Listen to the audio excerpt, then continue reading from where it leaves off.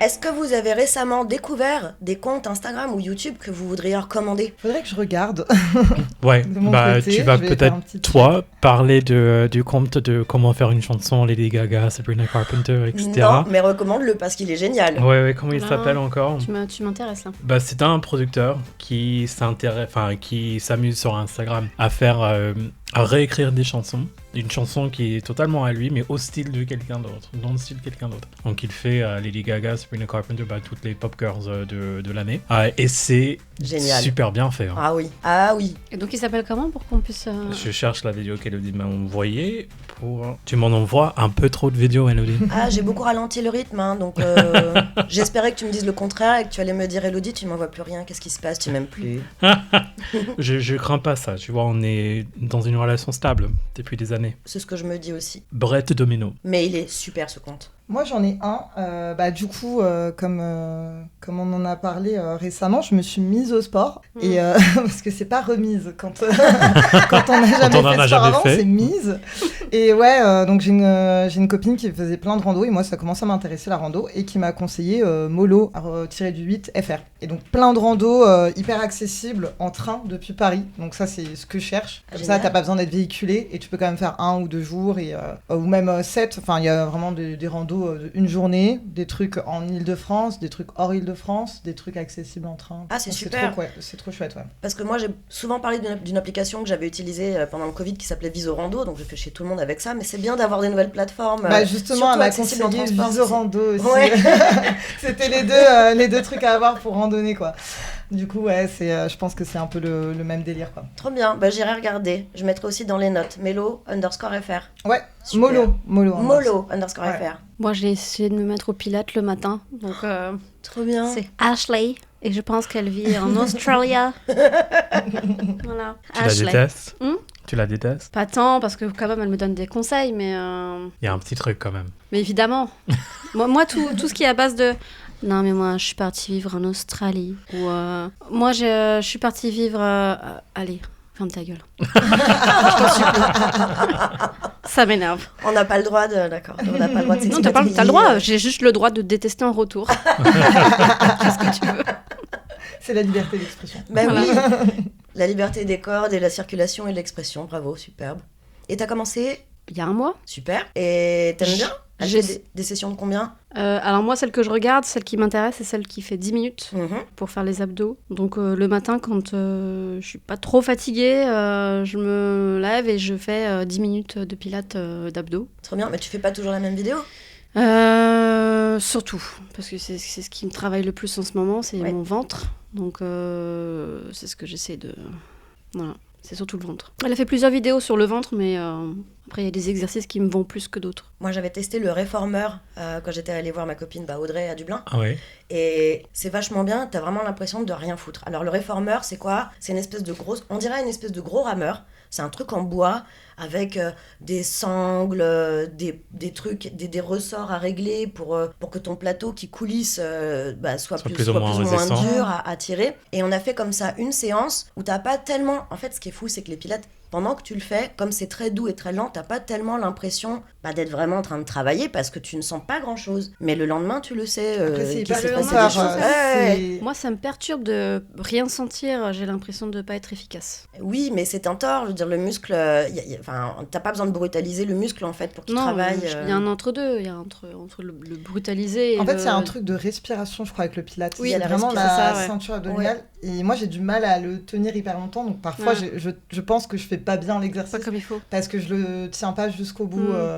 Après, je sais pas, j'ai jamais une courbature après le pilate non plus. Mais des fois, t'as quand même musculairement une petite fatigue qui te fait dire que t'as quand même travaillé, même si t'as pas les courbatures d'un truc hyper intense, genre cardio, machin. Après, le pilate, c'est supposé faire les muscles du corps, du cœur, vraiment, donc les muscles profonds. Je suis pas sûre qu'on ressente vraiment des courbatures des muscles profonds. On a des courbatures aux cuisses quand on a trop couru, aux mollets éventuellement quand on a pas mal couru, ou quand on fait, je sais pas, des exercices de taille avec un bâton, là, oui, effectivement, le lendemain, généralement, t'es handicapé moteur. Mais ça m'est arrivé, c'est pour ça que je le sais, j'ai dû me dégouliner de mon lit pour pouvoir me lever parce que je ne pouvais plus faire de rotation. Mais les pilates, comme t'es supposé, effectivement, comme tu dis, rentrer ton ventre et serrer à mort, t'es vraiment supposé travailler ce qu'il y a de plus proche de la musculature. En tout cas, au niveau de la sangle abdominale. Ouais. Bon, bah, tu nous donneras des feedbacks sur le résultat de Ashley et je la mettrai aussi dans les notes. Bah, ça fait déjà un mois qu'elle le fait, vous voyez bien qu'elle est... Non, mais Marie, pour moi, elle a toujours été parfaite. Donc, voilà. si tu veux, j'aimerais qu'elle me donne ses bien feedbacks. récupéré. Bravo. Alors, moi, j'en ai 2. Et sur ces 2, il y en a un que j'essaye d'inviter. Le premier compte, c'est...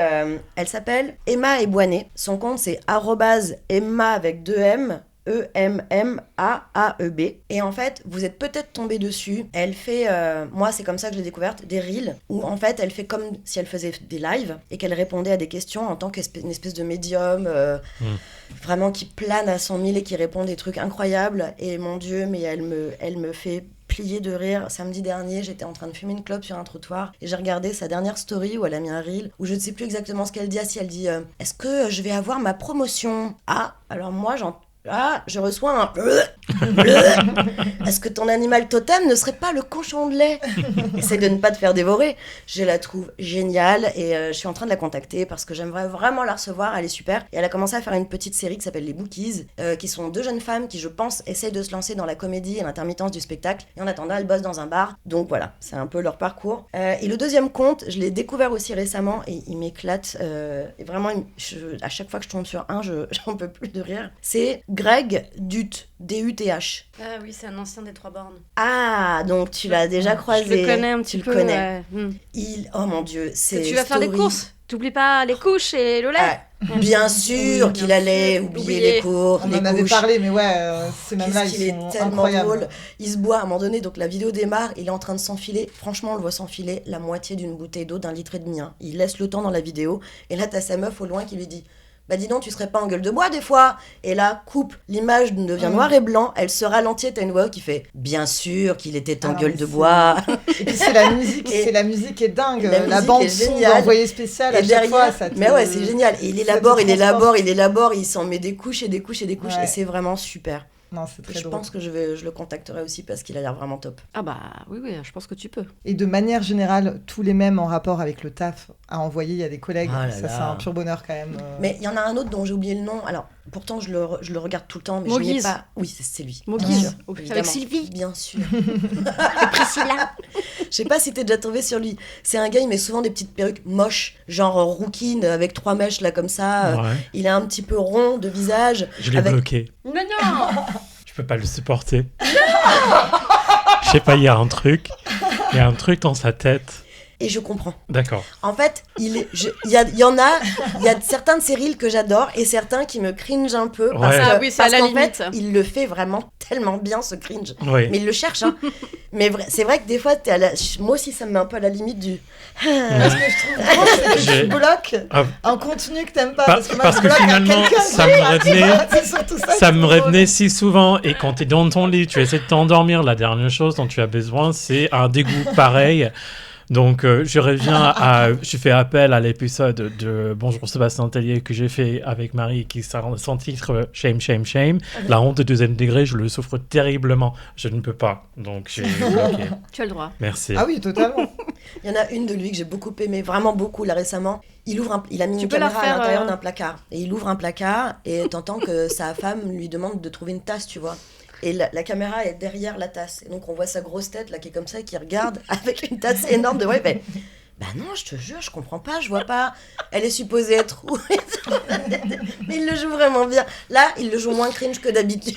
D'accord. Je suis obligée de vous le croire. Je n'aurais pas regardé.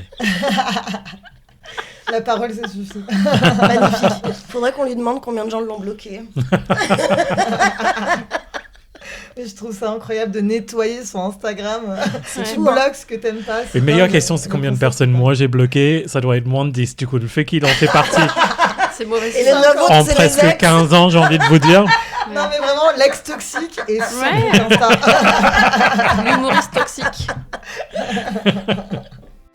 C'est mardi prochain que vous pourrez écouter la seconde partie de cet épisode. Dorénavant, Verbouille sera publié en 2 fois. Ça nous permet de vous donner du contenu toutes les semaines plutôt que toutes les 2 semaines. Comme d'habitude, vous pouvez nous retrouver sur toutes vos plateformes, sur Apple Podcasts, Spotify, Deezer, Amazon Music et même YouTube. Écoutez-nous sur vos plateformes préférées, abonnez-vous, mettez-nous 5 étoiles, postez un petit commentaire, ça nous fera très plaisir. Et vous pouvez nous retrouver également sur Instagram, @verbouille.podcast. Venez commenter, proposez-nous vos idées, pourquoi pas vos idées d'invités. Tous les épisodes de cette saison devraient normalement comporter une personne que vous ne connaissez pas ou que Verbouille n'a jamais reçue. À mardi prochain, bisous!